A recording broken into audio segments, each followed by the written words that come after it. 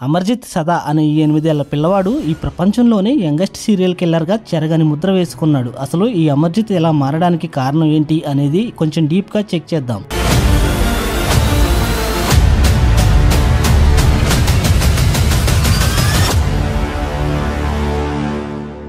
అమర్జిత్ సదా బీహార్లోని ముషహర్ అనే విలేజ్లో 1998లో జన్మించాడు. అతని కుటుంబం నిరుపేద కుటుంబం. పేదరికంలో ఉండే వారికి ఉండే కష్టాలు తన కుటుంబంలో కూడా ఉన్నాయి. రోజు పనికి వెళ్తే గాని పూట గడవని పరిస్థితి. తన తండ్రి కూలి పని చేసేవాడు. కొంతకాలానికి తనకి ఒక చెల్లెలు పుట్టింది. తన తండ్రికి వాళ్ళిద్దరిని పోషించడానికి నానా అవస్థలు పడేవాడు. తన సంపాదన ఏమాత్రం సరిపోయేది కాదు. దీంతో ఇంట్లో ప్రతిరోజు గొడవలు జరిగేవి. ఇదంతా చూస్తూనే పెరిగాడు. అమర్జిత్ ఈ కారణాల వల్ల చిన్నతనం నుంచే మొండితనంగా పెరుగుతూ వచ్చాడు. ఎవరితోనూ కలిసేవాడు కాదు. ఎప్పుడూ ఒంటరిగానే ఉండేవాడు. ఒక్కడే ఆడుకునేవాడు. ఊరంతా తిరగటం, చెట్లు ఎక్కడం దిగటం ఇలా చేస్తూనే రోజంతా గడిపేసేవాడు. తన బాల్యం అంతా ఇలానే సాగుతూ ఉండేది. తన ఫ్యామిలీ కూడా అమర్జిత్ ని సరిగ్గా పట్టించుకోలేదు. అలా పట్టించుకుని ఉంటే అమర్జిత్ జీవితం ఇలా అయ్యేది కాదు. ఎప్పుడూ సైలెంట్ గానే ఉండేవాడు. ఇలా సాగుతున్నప్పుడు తన పిన్ని తన 6 ఏళ్ల కూతురుతో కలిసి అమర్జిత్ ఇంటికి వచ్చింది. ఒక రోజు అమర్జిత్ తల్లి తన పిన్ని కలిసి ఇంట్లోకి కావాల్సిన సరుకులు కూరగాయలు కొనడానికి మార్కెట్ కి వెళ్లారు. అప్పుడు అమర్ తన చెల్లితో కలిసి ఇంట్లో ఉన్నాడు. తన చెల్లి అల్లరిని తట్టుకోలేక గట్టిగా కొట్టాడు. దీంతో ఆ పాప ఏడుస్తుంటే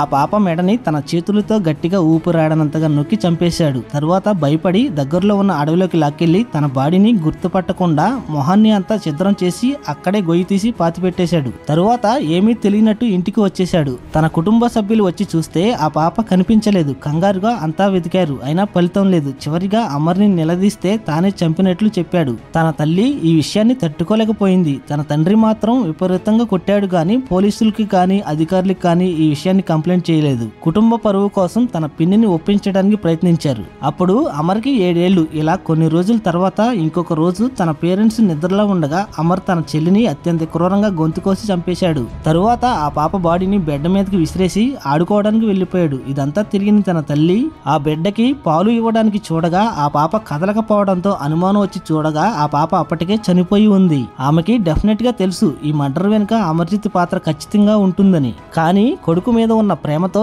ఈ విషయాన్ని కూడా బయటికి చెప్పలేదు. కానీ ఆ ఊరి వాళ్ళకి డౌట్ వచ్చింది. ఎందుకంటే అది చిన్న పల్లెటూరు కాబట్టి, పిల్లలు అంతా ఒకే చోట కలిసి ఆడుకుంటారు కాబట్టి. కానీ అమర్జిత్ చెల్లెలు కొన్ని రోజుల నుంచి కనిపించకపోవడంతో ఆ విలేజ్ వాళ్ళు ఆరా తీయటం మొదలుపెట్టారు. కానీ అతని తల్లిదండ్రులు ఏవేవో కథలు చెప్తూ కాలం గడుపుతూ వచ్చేవాళ్ళు. ఇలా కొంతకాలం గడిచిపోయింది. అయినా అమర్జిత్ మాత్రం ఇలాంటి దారుణాలు చేయటం ఆపలేదు. అతని ఇంటికి దగ్గరలో చుంచుందేవి అనే అమ్మాయి తన 6 నెలల ఖుష్బు అనే కూతురుతో కలిసి జీవించేది. ఆమె అదే ఊళ్ళో ఉన్న స్కూల్లో పనిచేస్తూ ఉండేది. ఒకరోజు స్కూల్లో పనిచేస్తూ ఉండగా ఏదో పని గుర్తుకు వచ్చి తన కూతుర్ని అక్కడే ఉయ్యాల్లో ఉంచి ఇంటికి వెళ్ళింది. తిరిగి వచ్చి చూస్తే తన కూతురు కనిపించలేదు. దీంతో కంగారుగా చుట్టూ వెతికింది. అయినా ఫలితం లేదు. దీంతో తనకు తెలిసిన వాళ్ళకి చెప్పి ఏడుస్తూనే ఊరంతా వెతికించింది. ఎంత వెతికినా తన కూతురు జాడ మాత్రం తెలియలేదు. ఇలా విశ్వ ప్రయత్నాలు చేసినా ఫలితం లేకపోవడం వల్ల దగ్గరలోని పోలీస్ స్టేషన్ కి వెళ్లి కంప్లైంట్ ఇచ్చింది. పోలీసులు వెంటనే అలర్ట్ అయ్యి ఆ గ్రామంలోకి వెళ్లి ఎంక్వైరీ స్టార్ట్ చేశారు. ఎన్ని రకాలుగా ఎంక్వైరీలు చేసినా ఉపయోగం లేకపోవడంతో పోలీసులకి ప్రెషర్ పెరిగిపోయింది. ఒక ప్రక్క పై అధికారుల ఒత్తిడి, మరో ప్రక్క కుటుంబ సభ్యుల ఆర్తనాదాలు. పోలీసులకి ఏం చేయాలో తోచలేదు. ఎలా ఈ మిస్టరీని సాల్వ్ చేయాలో అంతుపట్టలేదు. అమర్జిత్ మాత్రం అక్కడే ఉండి ఇదంతా చూస్తున్నాడు, నవ్వుతున్నాడు. కానీ వారికి ఎటువంటి అనుమానం రాలేదు. చిన్న పిల్లవాడు గనుక ఎవరి దృష్టి తన మీద పడలేదు. ఈలోపు ఆ గ్రామంలోని కొంతమంది ద్వారా ఇంతకు ముందు ఒకే ఫ్యామిలీకి చెందిన 2 పిల్లల మిస్సింగ్ గురించి తెలుసుకుని అక్కడి నుంచి స్టార్ట్ చేస్తే ఏమైనా ఉపయోగం ఉండొచ్చు అని భావించారు. వారిని పిలిపించి వారి పిల్లల గురించి ఎంక్వైరీ చేస్తే వారు చెప్పింది విని విస్తుపోయారు. 8 ఏళ్ల ఈ బాలుడు ఇంత దారుణంగా చేయడం తెలిసి నమ్మలేకపోయారు. ఖుష్బు గురించి వారిని ఆరా తీస్తే వాళ్ళు మీరు ఖుష్బు గురించి ఏమైనా తెలుసుకోవాలి అంటే తమ కొడుకు అమర్జిత్ ని అడగండి అని అమర్జిత్ ని పిలిపిస్తారు. అప్పుడు పోలీసులు అమర్జిత్ ని ఖుష్బు గురించి తెలుసా అని అడిగితే తను మాత్రం చిన్నగా నవ్వి అలా చూస్తూ ఉంటాడు. మళ్ళీ అడుగుతారు పోలీసులు. అయినా మళ్ళీ అదే రిపీట్ అవుతుంది. చిన్నగా నవ్వుతాడు కానీ ఏమాత్రం మాట్లాడకుండా అలా చూస్తూ ఉంటాడు. అప్పుడు పోలీసులు అమర్జిత్ దగ్గర మనం టైం వేస్ట్ చేయటం కన్నా ఉపయోగం ఏమీ ఉండదని భావిస్తారు. ఎందుకంటే అమర్జిత్ వయసు అలాంటిది కాదు కాబట్టి. మళ్ళీ ఖుష్బు గురించి తెలుసా అని అడిగితే మళ్ళీ నవ్వుతూ నాకు బిస్కెట్స్ ఇస్తే ఖుష్బు గురించి మొత్తం చెప్పేస్తా అంటాడు. అప్పుడు పోలీసులు బిస్కెట్ ప్యాకెట్ తెప్పించి తినమని చెప్పి మళ్ళీ బాబు చెప్పు ఖుష్బు ఎక్కడ ఉందని అడిగితే అప్పుడు అమర్జిత్ బిస్కెట్స్ తింటూ నవ్వుతూ ఖుష్బుని రాయితో కొట్టి పడుకోబెట్టాగా అని చాలా అమాయకంగా చెప్పాడు. అది విన్న పోలీసులు ఆశ్చర్యపోయారు. ఏంటి ఏంటి పడుకోబెట్టావా, ఆ ప్లేస్ మాకు చూపిస్తావా అంటూ అడిగితే అప్పుడు అమర్జిత్ నాతో రండి మీకు ఖుష్బూని పడుకోబెట్టిన ప్లేస్ ని చూపిస్తాను అన్నాడు. అలా వారిని అక్కడ స్కూల్ కి దగ్గరలో ఉన్న నిర్మానుష్యంగా ఉన్న ప్రాంతంలోకి తీసుకెళ్లి అక్కడ ఒక చోట చెట్ల పొదల్లో చూపిస్తూ ఖుష్బూని అక్కడే పడుకోబెట్టాను అన్నాడు. వెంటనే పోలీసులు ఆ ప్లేస్ ని చెక్ చేసి చూస్తే వాళ్ళ మైండ్ బ్లాక్ అయింది. కళ్ళెదురుగా చెట్ల పొదల్లో ఖుష్బూ శవం కనిపించింది. పోలీసులు నమ్మలేకపోయారు.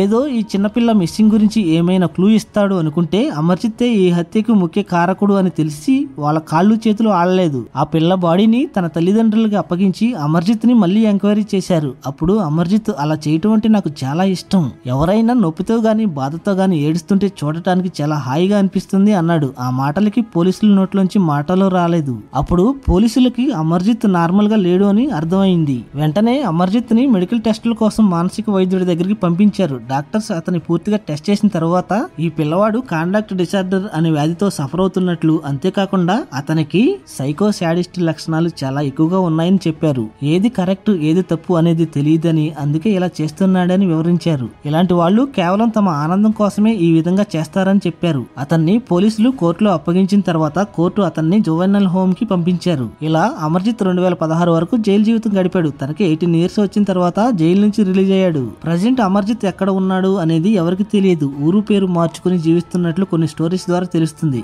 అతను ఎక్కడ ఉన్నాడు అనేది ఒక పోలీసులకు మాత్రమే తెలుసు, కానీ అతను మన మధ్య ఉన్నాడు.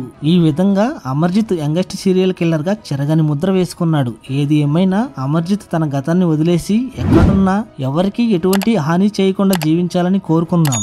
సబ్స్క్రైబ్ చేసుకోవచ్చు కదా. పుచ్చుక్ పుచ్చు.